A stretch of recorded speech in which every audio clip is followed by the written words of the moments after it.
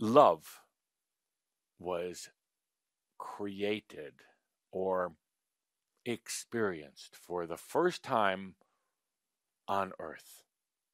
On earth. Not in the Palladius, not in some other planet, not by the galactic command, not even in the order of the ark. It was right here on this planet that love was first experienced, felt, therefore created. It wasn't God, Spirit, the Eternal One, that had love and therefore gave it. The Eternal One did not know of love until you did. There are those who would say, well, God is all love. How could God be love? How could God be love when you hadn't yet experienced it? Spirit is simplicity, singular beingness, but didn't really know anything, hadn't experienced anything. So it wasn't the gift of God, a spirit to you. No. Love was something that was first experienced or created right here on this planet. I've talked before about my feelings about alien beings, other civilizations, other entities, even your angelic families, any of them. They did not know of love until you did here. Pioneers of love. Here you come to earth and you come down into biology, you come down into this density of this planet, feeling even more lost than ever before, more in a search for yourself than ever before. Here you are on earth, a very foreign, different place. Amazing, unlike any other place you had ever been. Now you're birthed into biology. Birthed into biology. And interrelating with others who have done the same. I wouldn't say it was exactly the human species at that point, but you were biological beings. And something interesting and amazing happened. You had to rely on each other to survive in this new environment. You had to trust each other to stay here in the physical body on earth. You ultimately had to have biological sexual interactions with each other to be able to sustain your the human race on earth. So in this you became very, very attached, dependent, but also appreciative of other human beings, all while you were feeling more lost than ever before. I've really forgotten who you were, why you had come to this place. With those very, very powerful dynamics, this thing called love was birthed. The trusting of another human, the sharing with another human, also in a way the need to see yourself through another human, to be able to understand more about you through someone else. It was almost a magical moment that occurred when you first fell in love. Love really is magical. It really, truly is magical. It was an overwhelming sense for you to feel that way. First time you ever experienced love. Very unique, very powerful. in a way frightening because it was so strong and you'd never felt anything like that before. So it was truly birthed here on earth out of desire, out of need, out of fascination for the adventure, right here. Love occurred when you recognized the God within another and they recognized it within you. Love sprouted when there was that namaste. Here you were on this planet Earth, lost in a way, descended down into density, harshness, challenges, physical biology, wondering what you had done, wondering where this oneness, this spirit was, wondering where you were, feeling in a way that you had been abandoned. Abandoned not only by the Eternal One, but abandoned by yourself. Just like you were a paratrooper, dropped behind enemy lines, out of radio communication, in the dark and cold, no food, wondering how you're going to survive. That's what it was like. So you started cooperating with other beings who were in the similar position. None of you thought you knew the answer, but you were trying to find it. Cooperating with other humans, getting more connected with them. And at one point, the namaste, I see the God within you, and they saw it within you. This was love. Love of another, but love nonetheless. It was the spark, the inspiration, the beginning of many loves, many searches to understand the meaning of love, which, by the way, you probably never really understood. No real understanding of love. It, like spirit, is an experience. That's all. It's an experience. You came here to the planet not knowing a thing about love. And you discovered it and you fell in love. And then you had sex. And then you had many other relationships in love. And then love turned sour, just like milk gone bad. But through that, even then, you learned what love is not. So you could eventually be here right now, loving yourself. I would describe love as an experience that gives you all of these things. From the indescribable to the fear, to the feeling of oneness and merging, from feeling blissful, from overwhelm, from the resonance, all of these things, being divine. Love has that amazing capability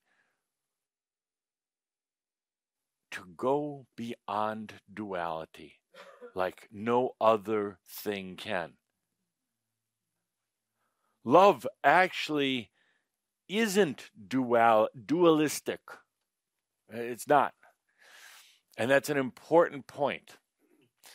It's an experience that is not dualistic, yet love can inspire all of these things, feelings, torment, breaking apart, coming together, discovering parts of yourself by discovering another.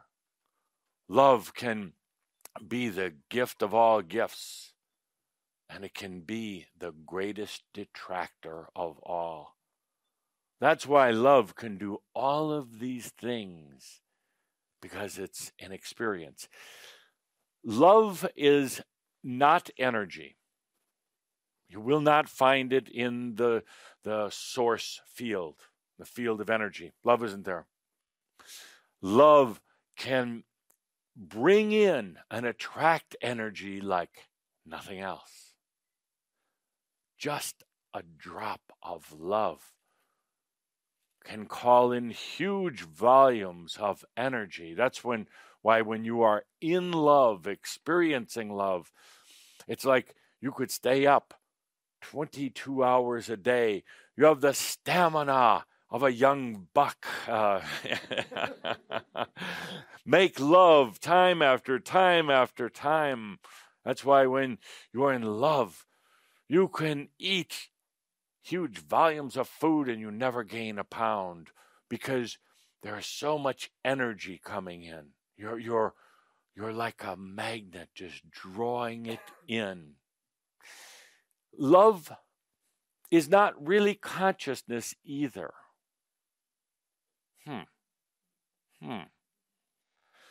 Debatable by some, but I don't believe love is really consciousness either. I think it's its own category.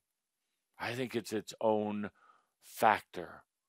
That's why it's so amazing. That's why it doesn't fall into the nice little patterns of most everything else in life. Love in its first form or experience, when you first felt it for another human, was free.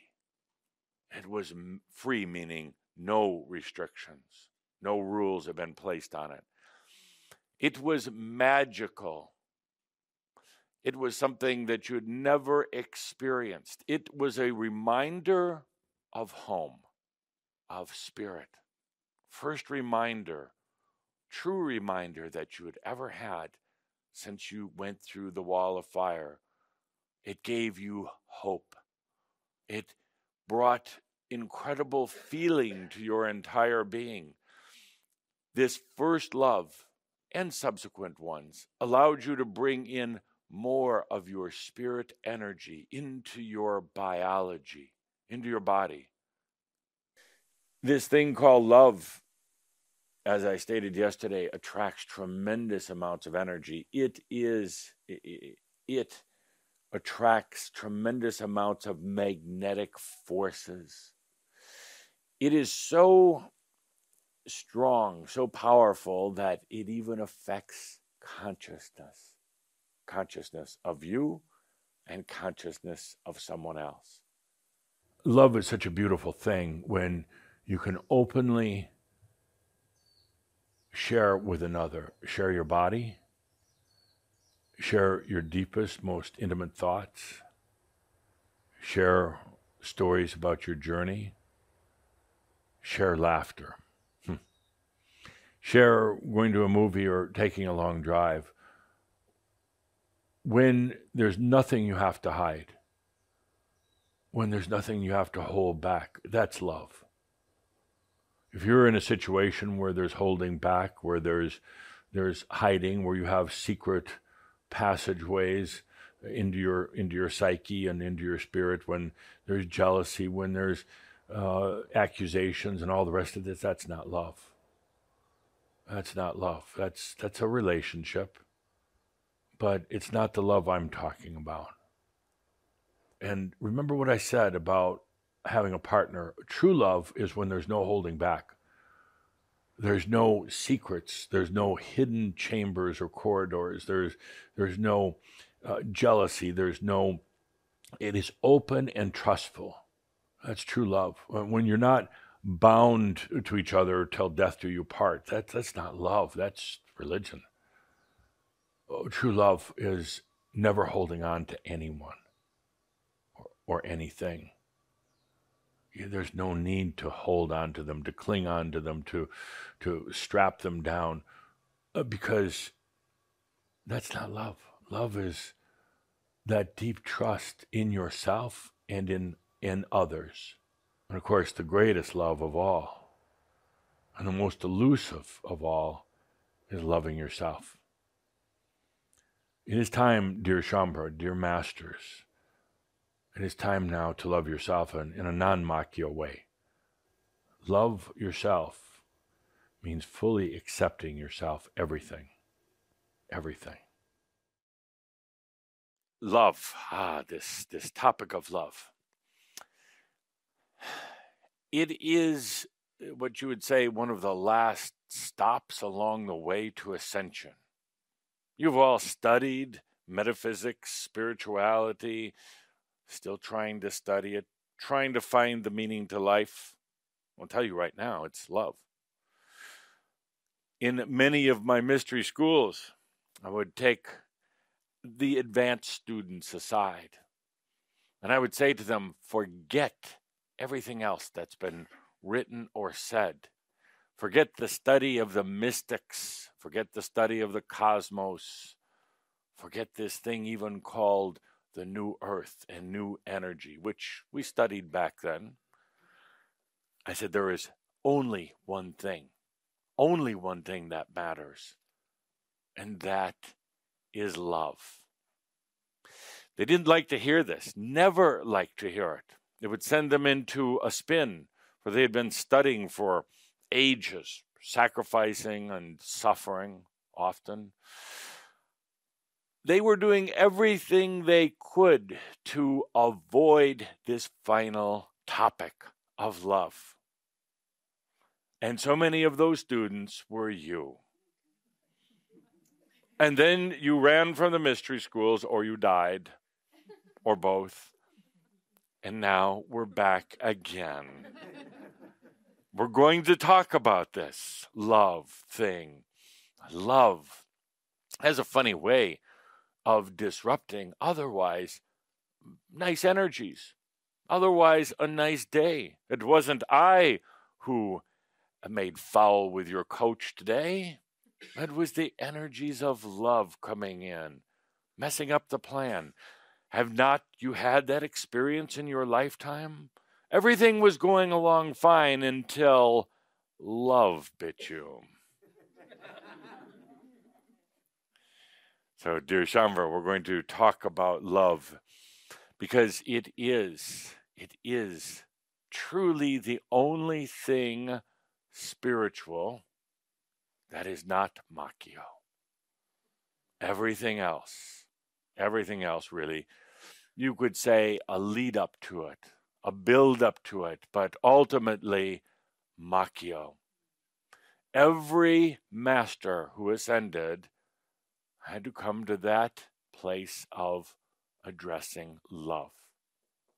Every master, before they ascended, became enlightened, whatever you want to call it, ultimately had to rise to love within themselves.